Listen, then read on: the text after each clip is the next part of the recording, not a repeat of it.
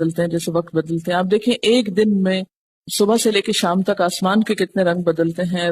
سب بیرونی ماحول کے اثرات ہماری ذات پہ پڑ رہے ہوتے ہیں. اور جب جسمانی حالت ہماری بدلتی ہے تو روحانی کیفیت پر بھی اثر ہوتا ہے.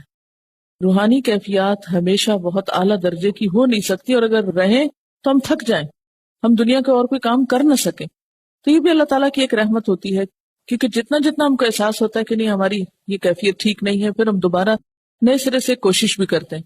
اس سلسلے میں یہ کہنا چاہوں گی آپ سب سے کہ 3 چیزیں ایسی ہیں کہ دن کے آغاز پر ان کی پابندی ہر صورت کریں، اور آپ دیکھیں گے کہ انشاءاللہ یہ نسخہ آپ کو کم از کم اس لیول تک نہیں گرنے دے گا. ٹھیک ہے ایک اعلیٰ درجے کی روحانی کیفیت نہیں بھی ہوگی آپ کے اندر، لیکن تنزل یا زوال کی بھی وہ انتہائی کیفیت انشاءاللہ نہیں آئے گی.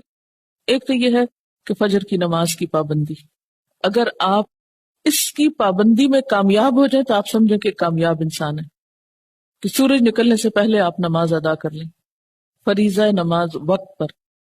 جس دن آپ کی صبح کی نماز وقت پر نہیں ہوگی اس دن آپ کی روحانی کیفیت بہت خراب ہوگی. دن بھر کچھ بھی ہو، رات کبھی بھی سوئیں، کوئی بھی طریقہ ہو، لیکن فجر کی نماز جانے نہ دیں. جب نماز ہو گئی تو اس کے ساتھ ہی صبح کا مصنون ذکر جو ہے، صبح شام کی دعائیں، وہ نہیں چھوڑیں، کسی صورت نہیں چھوڑیں.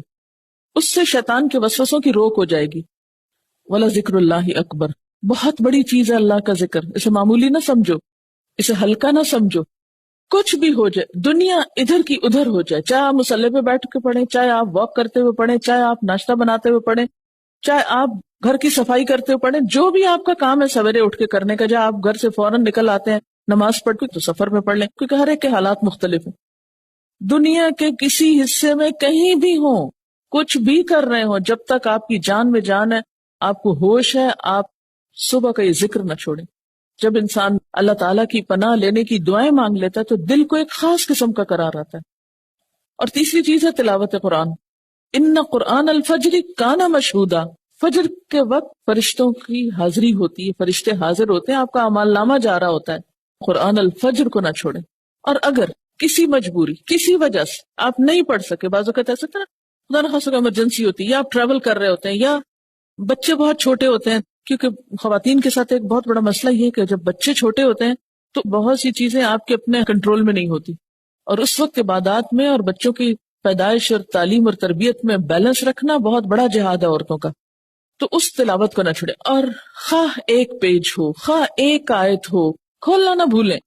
تو یہ جو آپ کی کیفیات ہیں، ان کیفیات سے نبٹنے کے لیے یہ 3 چیزوں کی جو پابندی ہے اس کو لازم کر لیں، اس کو وقت پر ہی کریں.